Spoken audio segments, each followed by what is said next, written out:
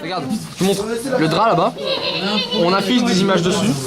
Comme ça illustre la scène en fait. Parce que si on mettrait des ombres, c'est pas compréhensible. Comme là, voilà, un scène 5 que j'ai fait, c'est une maison. En fait, devant là, il va se passer des choses. Tu filmes les ombres, c'est ça? Ouais. Désolé. Pourquoi avez-vous demandé un making-of du film Eudébrois fait par Madame de Blancmantier Et ses élèves. Ouais, Pourquoi? C'est dans le cadre de la semaine de la persévérance. La semaine de la persévérance, c'est une action qui est mise en place au niveau de l'académie et on demande aux établissements scolaires de montrer un petit peu sur on va dire des actions un peu particulières ce qu'ils sont capables de mettre en place dans le cadre de leur scolarité. Donc je savais que vous faisiez un film sur Oedipe Roi et ce qui était intéressant, mis à part le film que j'attends, donc votre production, c'était voir un petit peu comment vous étiez organisé. Et je trouvais que ça c'était très intéressant dans le sens où ça vous montrait votre cheminement vers la réalisation de la construction de ce film. Quel personnage as-tu joué durant le tournage? J'ai joué Créon, le frère de la reine Jocaste, la femme du roi Oedipe. As-tu aimé tourner dans le film et pourquoi? Au début, pas trop, parce que je devais faire le valet, qui lui apparaissait qu'une fois dans la scène. Mais après, j'ai eu un rôle où j'apparaissais plus souvent, donc c'était mieux. Qu'en pensez-vous de l'idée de faire un film en ombre chinoise? Je trouve que c'est une excellente idée. Je trouve que c'est une excellente idée parce que ça a un côté, ça permet plein de choses, c'est un côté très créatif. Vos branches, là, quand vous faisiez les scènes où le bébé était accroché à l'arbre, voilà, pas forcément réalisable en extérieur, là vous aviez une seule pièce sur laquelle vous pouviez tout tourner, et je trouve ça très ingénieux, très créatif. Qui m'a dicté cela? Le maire, mon père?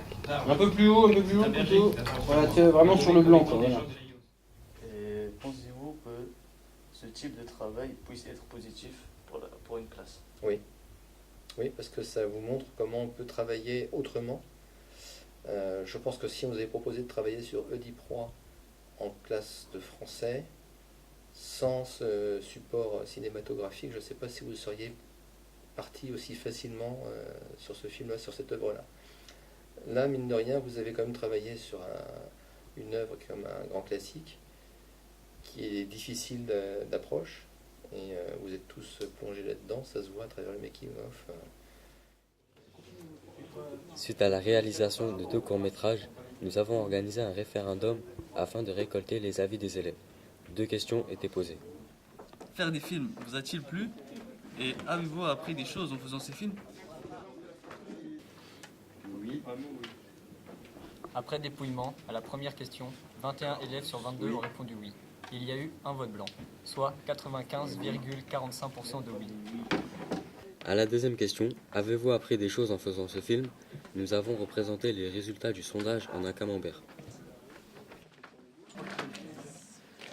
Laisse-moi un peu. Voilà.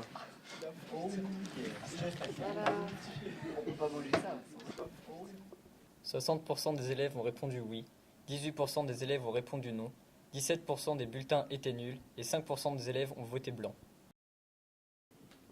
Pourquoi avez-vous eu envie de retenter l'expérience de faire un film avec la classe de première scène?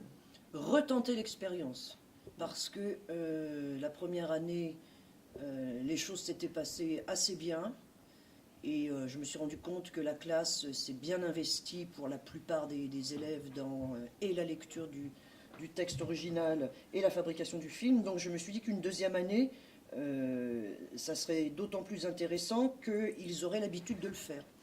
Et en fait, ça s'est avéré exact. Les choses ont été plus faciles dans la préparation.